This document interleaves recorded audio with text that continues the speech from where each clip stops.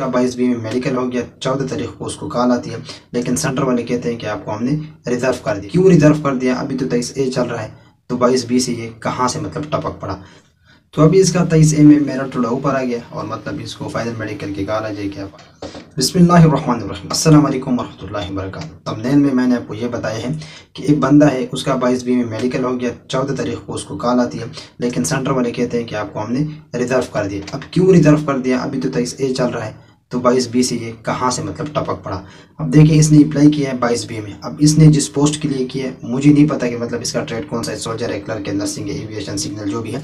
लेकिन देखिए, अगर 22B में इसको रिजर्व रखा गया या वेटिंग में रखा गया, इसलिए रखा गया क्योंकि इसकी जो वैकेंसी थी वो मेन GHQ से नहीं लगी होगी, क्योंकि जो मतलब जितने लड़के थे उनका था मेरा टचा, वो ऊपर चले गए, मतलब उनको कॉल आ गई, मेडिकल करके मतलब ट्रेनिंग पर चले गए 22B में।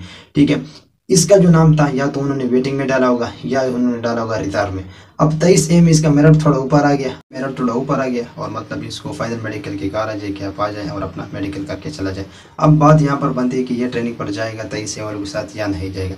अब 100% चांस है कि ये लड़का चला जाएगा मतलब 23A में ट्रेनिंग पर, ठीक है ना। लेकिन अगर इसकी ट्रेड की कोई जगह बनती है, फॉर एग्जांपल मतलब अगर इसकी क्लर्क की जगह बनती है और इसी सेंटर में वहाँ पर कोई सीट रह गई है, तो मतलब इसको लाजमी भेज देंगे। ठीक है, फॉर एग्जांपल अगर एक कराची से है, लाहौर से, रावलपिंडी, DA खान, जिस भी सेंटर से हैं, अगर वहाँ पर GHQ से सीटें आती हैं और मतलब इसकी बनती जगह, तो इंश्योर ये तो चला जाएगा तकरीबन 23A में। ठीक है, नहीं तो फिर ये 23B में फिर जिस तरह हो गए तो ये फिर चला जाएगा। लेकिन अगर फाइनल मेडिकल हो गया तो मैं आपको जितने भी लड़के हैं, तो फिर आप क्यों टेंशन ले रहे हैं? आपके डॉक्यूमेंट जमा हो गए, आपका फाइनल मेडिकल हो चुका है। फिर जब आर्मी वाले मतलब आपका इतनी सारी चीज़ें कर देते हैं, फिर भी अगर आपको ट्रेनिंग पर नहीं बुलाते, तो ये फिर आपकी बैडनेस है। ठीक है, मतलब बैड लक है फिर आपका, ये फिर आपकी बहुत बड़ी बदकिस्मती है। लेकिन इस तरह होता नहीं, ये केसेस बहुत काम आते हैं कि आपका सब कुछ करके फिर भी आपको कॉल नहीं आती। तो ओरिजिनल डॉक्यूमेंट जब आप से लेते हैं फिर तो मतलब बात ही ख़त्म हो जाती है। ठीक है ना।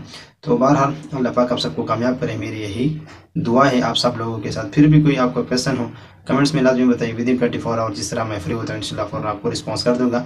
ये एक बंदे ने मुझसे पूछा था कमेंट में, तो मैंने सोचा चलो इसके ऊपर एक शॉर्ट सी वीडियो एडिट कर लूँ। तो मिलते हैं किसी दूसरे अच्छे से कंटेंट में, तब तक के लिए खुदा हाफिज़।